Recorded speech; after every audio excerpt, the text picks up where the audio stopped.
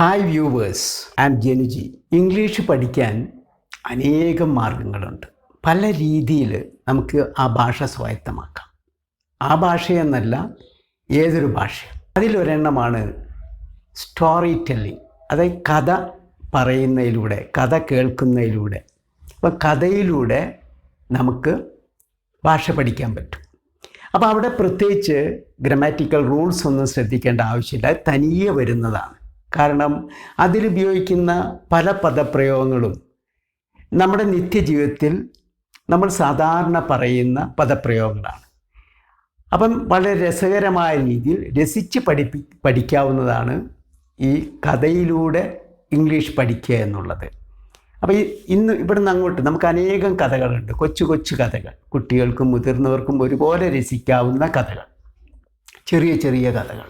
അതിൽ ഒരു കഥയാണ് ഇന്ന് നമ്മൾ പഠിക്കാൻ പോകുന്നത്. I am going to tell you a small story, the story of a baby squirrel and a wolf.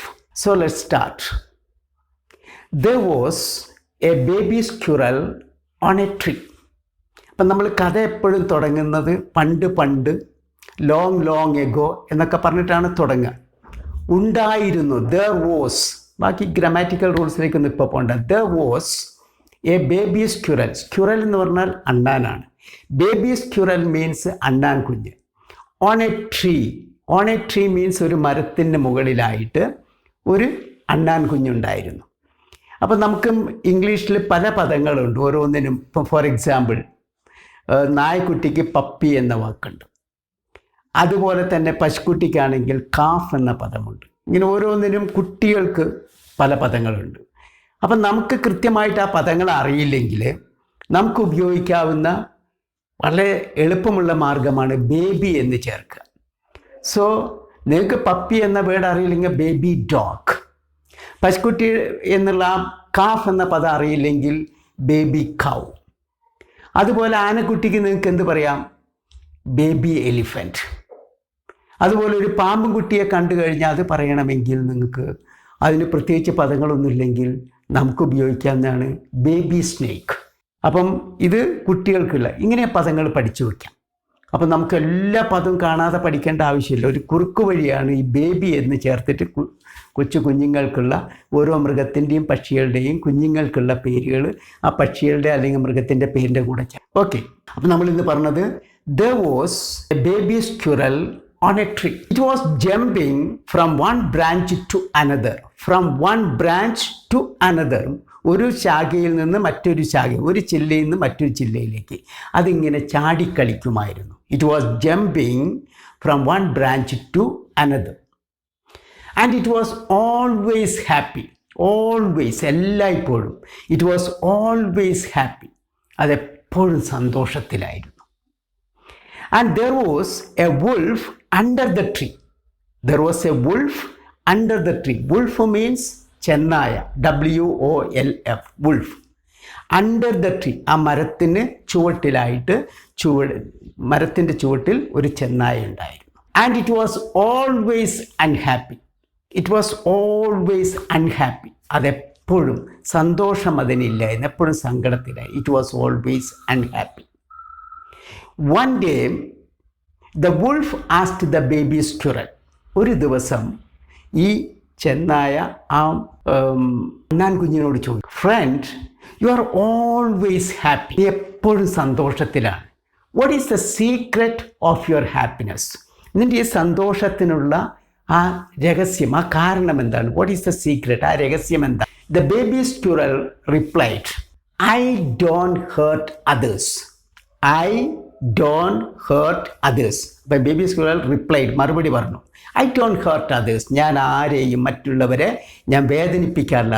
HURT, hurt means വേദനിപ്പിക്കുക. ഹേർട്ടിന് വേദനിപ്പിക്കുക, വിഷമിപ്പിക്കുക, വ്രണപ്പെടുത്തുക, ഇങ്ങനെ ഒരുപാട് അർത്ഥമുണ്ട്. ഐ ഡോണ്ട് ഹേർട്ട് അതേഴ്സ്, ഞാൻ മറ്റുള്ളവരെ വേദനിപ്പിക്കാറില്ല. ദാറ്റ്സ് വൈ, അതുകൊണ്ടാണ്, ഐ എം ഓൾവേസ് ഹാപ്പി, അതുകൊണ്ടാണ് ഞാൻ എപ്പോഴും സന്തോഷവാനായിട്ടിരിക്കുന്നത്. ബട്ട് യു ആർ ക്രൂവൽ, പക്ഷെ നീ എപ്പോഴും ക്രൂരനാണ്, ക്രൂവൽ. വയലൻറ്റ്, നീ മറ്റുള്ളവരെ ഹിംസിക്കുന്നവരാണ്, ദ്രോഹിക്കുന്നവനാണ്. ആൻഡ് യു ഹേർട്ട് അതേഴ്സ്, മറ്റുള്ളവരെ നീ വേദനിപ്പിക്കാറുണ്ട്. That's why you are always unhappy, അതുകൊണ്ടാണ് നീ എപ്പോഴും സന്തോഷമില്ലാത്തവനായിരിക്കുന്നത്. So there is a moral or a message in this story. ഈ കഥയ്ക്കൊരു സന്ദേശമുണ്ട്, അല്ലെങ്കിൽ ഒരു ഗുണപാഠമുണ്ട്. What is the moral of the story? Never hurt anyone if you want to be happy. നിങ്ങൾക്ക് സന്തോഷവാനായിരിക്കണമെങ്കിൽ നെവർ ഹേർട്ട് എനിവൺ, ആരെയും ദ്രോഹിക്കരുത്. So did you get the story? Once again I am repeating the story. There was a baby squirrel on a tree. It was jumping from one branch to another, and it was always there was a wolf under the tree. It was always unhappy. One day the wolf asked the baby squirrel, "Friend, you are always happy. What is the secret of your happiness?" The baby squirrel replied, "I don't hurt others. That's why I'm always happy. But you are cruel, violent, and you hurt others. That's why you are always unhappy." And the message or the moral of the story is never hurt anyone if you want to be happy. So chapter me. ഇതിങ്ങനെ പറഞ്ഞ് പലതവണ പറഞ്ഞു നോക്കുക. എത്ര എളുപ്പത്തിൽ നിങ്ങൾക്കൊരു കഥ പറയാൻ പറ്റുമെന്ന് മനസ്സിലാവും. അപ്പോൾ കഥ കിട്ടിക്കഴിഞ്ഞു. കഥയിൽ ഓരോ സെൻറ്റൻസും എടുത്തിട്ട് ചോദ്യങ്ങൾ കൂടി ചോദിക്കാൻ പഠിക്കുക. ഓരോ സെൻറ്റൻസിനെയും ഉപയോഗിച്ചുകൊണ്ട് എത്ര ചോദ്യങ്ങൾ ഉണ്ടാക്കാം. അപ്പോൾ അതൊന്ന് പ്രാക്ടീസ് ചെയ്ത് നോക്കാം.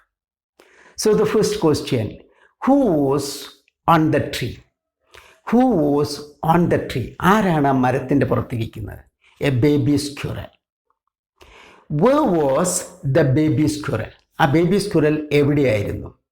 It was on the tree. It was on the tree. അത് ആ മരത്തിൻ്റെ മുകളിലായിരുന്നു. And what was it doing?